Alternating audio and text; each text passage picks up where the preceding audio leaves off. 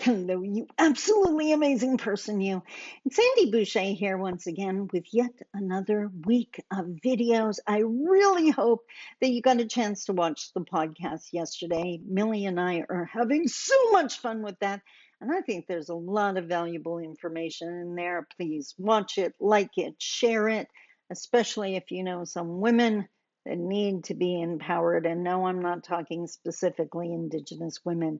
All women are marginalized. So watch the podcast and share it. Now, today I have something exciting for you, something I'm excited about, something I think is pretty amazing. And that's because I had a viewer send me an email and put in a request. And seriously, if there's something you would like me to talk about, please send me a request. I would love to hear it. This channel is not for me. I know this stuff. This channel is about building bridges.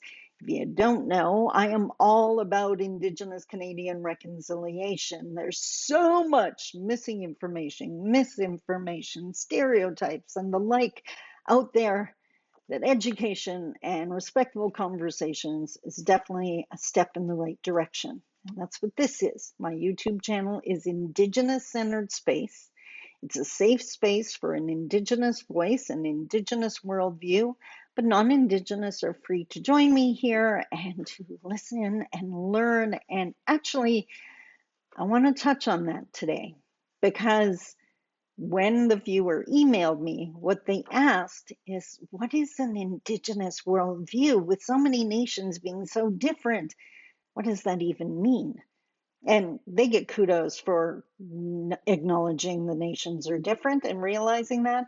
But that doesn't mean there isn't commonalities that often put us at odds with mainstream in the mainstream worldview. So today, let's talk about it.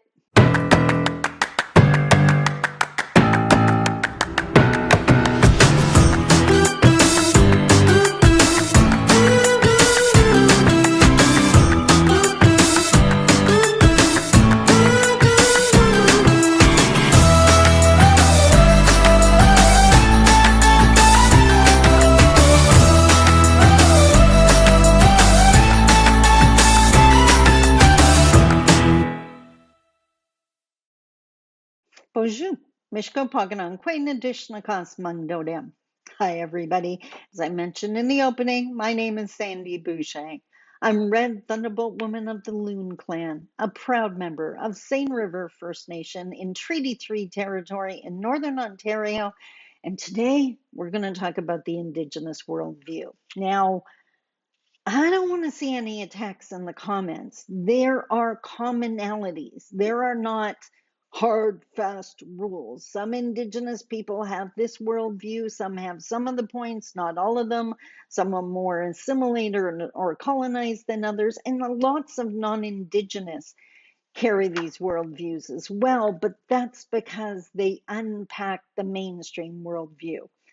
If there's one thing I've noticed is there's a whole bunch of non-Indigenous people that want to seem like they're on the right side of history. So they are they're still thinking of themselves, but they're very quick to point out that they agree with the Indigenous people. That's all well and good. One, it doesn't make you Indigenous. And two, you shouldn't be telling us that. You should be telling the non-Indigenous that are problematic that. Because those really problematic people, they're on your side of the feather. We'll work on the healing in our communities and in our lives and in our own bodies. You fix that nightmare because we can't heal if the attacks don't stop. So let's do this. I'm going to take a shot at this. And I'm so worried about the backlash, but trust. And I guess that brings me to the first one. Yes, handy dandy index card. The difference, Indigenous worldview to mainstream worldview, is the difference between acceptance and the need to understand. So many different Indigenous nations, I have yet to come across one that didn't feel this way. I'm not talking individuals, I'm talking nation as a whole. We just accept that there's so much we don't understand. I don't even understand why this just happened, why this person just called me. I will in time. I don't understand why Easter is so important to Christians. I don't need to understand it. I need to accept it.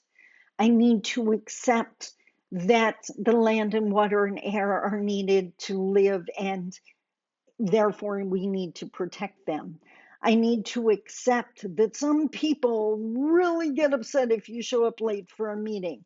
And maybe that's not my take on things, but if I want to work respectfully with them, I have to understand that and accept it and operate in that rules. As opposed to the many non-Indigenous people that I have in my audiences who want to understand as if they believe that if they don't understand it, it's not valid. That's an ego trip, in case you haven't figured it out. Like there are many, many things. How to create a universe. I don't know how to do that. The universe exists, right? Like putting the ego in the back corner. So I'm often telling my audiences, there's a really good chance you will never understand why we do the ceremonies that we do or why we do whatever, and you don't have to understand it. We are not required to explain it to you. We do not need your approval or validation. We need you to accept it's important to us. So acceptance versus the need to understand. Another one, and I just touched on it, and you'll see that all of these points I came up with are very interrelated. Indigenous worldview versus mainstream, humility teaching versus ego. I am an essential puzzle piece. So are you. I am not better than you. It doesn't matter how big my bank account is or what car I drive. It doesn't matter how many degrees I have. My wisdom is not greater than your wisdom. It may be different. We can definitely share with each other. You can learn from me, but I can most definitely learn from you. Humility teaching. And I run often into mainstream ego and often in the hands of the academics. I have 52 degrees. I know more than you. No, you know more than me in your area of study, and I can definitely learn from you. I know more than you in my world experience, in my area of expertise. And if you would put down the wall a little bit, you could learn from me too. Okay, so in my mind, and I talk about this all the time when people ask me questions, and I'm going to watch for this in the comments to this video. If someone comes at me with a question and they say, I don't understand why First Nations people don't do this, or that, that's humility. That's beautiful. The bridge has already started to be built. I have all the time in the world for those questions. But when someone comes at me with, why the hell don't they just, excuse me, that's ego. That's an attack. That's judgment. I would do different than them. I know more than them. I have zero time to answer that question. You go unpack that and come at with me with respect and humility, and we have a chance to talk. I am not a target just because I want to help. Next one. Okay, this one. I'm Red Thunderbolt Woman. I'm known for my bluntness, my lightning bolt moments, but even this one made me nervous. I heard an elder say it, and it definitely makes the point, but you better hang on to your chair for a second. The difference between Indigenous worldview and mainstream worldview, that colonial European descendant worldview, the difference between seeing ourselves as caretakers and takers. And that's stewardship. The fact that so many indigenous nations, and again, I have never came across one that didn't feel that way, that we are the caretakers. We are in stewardship with the earth. We have to take care of the land, the water, the air, which is why we are so often at odds with resource development, because resource development are takers. We want to come in, we want to get those minerals, we want to get those trees, often without any care to what gets left behind. Tailing ponds, anyone? So that's a huge one. The huge one. The difference between wanting to take care of, which brings me to the next one, because I can't explain the first without the second. The difference between taking care of Mother Earth and seeing the earth as resources for us to use. We don't use Mother Earth. We take care of Mother Earth. And ages ago in a video, I shared this story. It's worth sharing again. I was on an airplane. I get into the most interesting conversations on airplanes, captive audience, I guess. This young man sat down next to me, university student, business school, was heading back home for reading week to a northern city I know very well. So we started chatting. He asked me what I do for a living. I explained it. And in response, he said, do you mind if I ask you a question?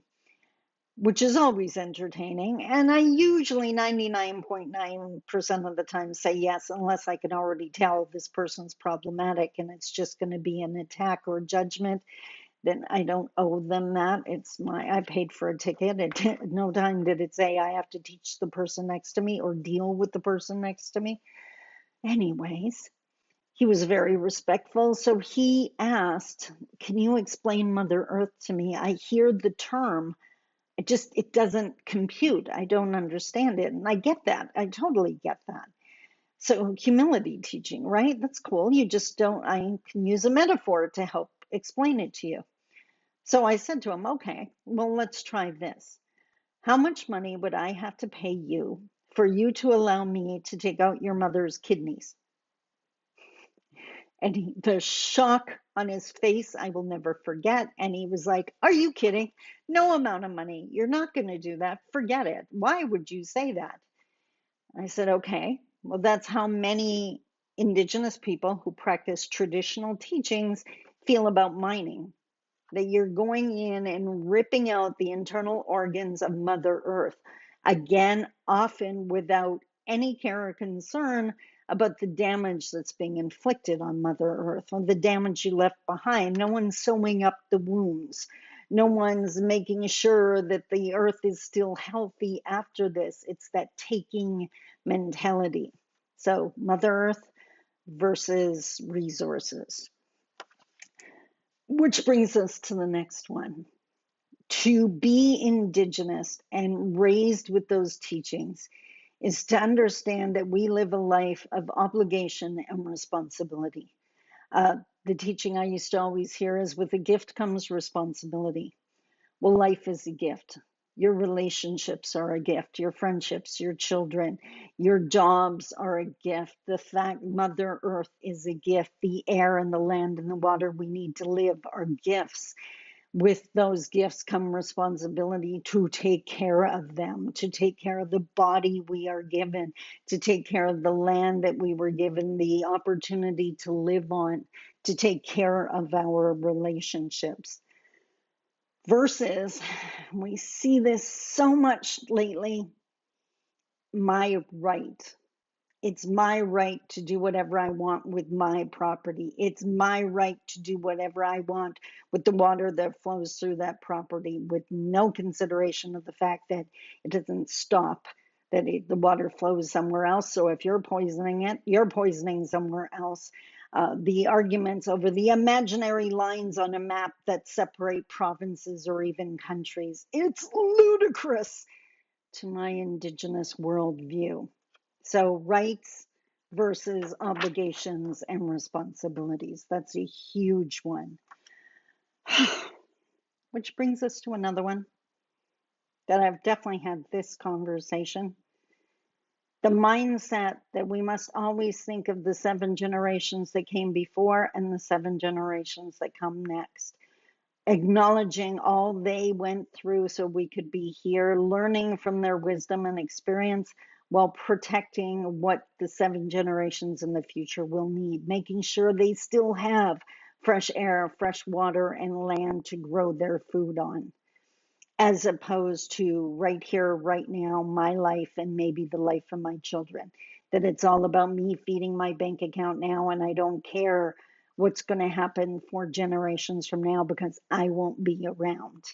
Very self-centered, very egocentric. Bleh.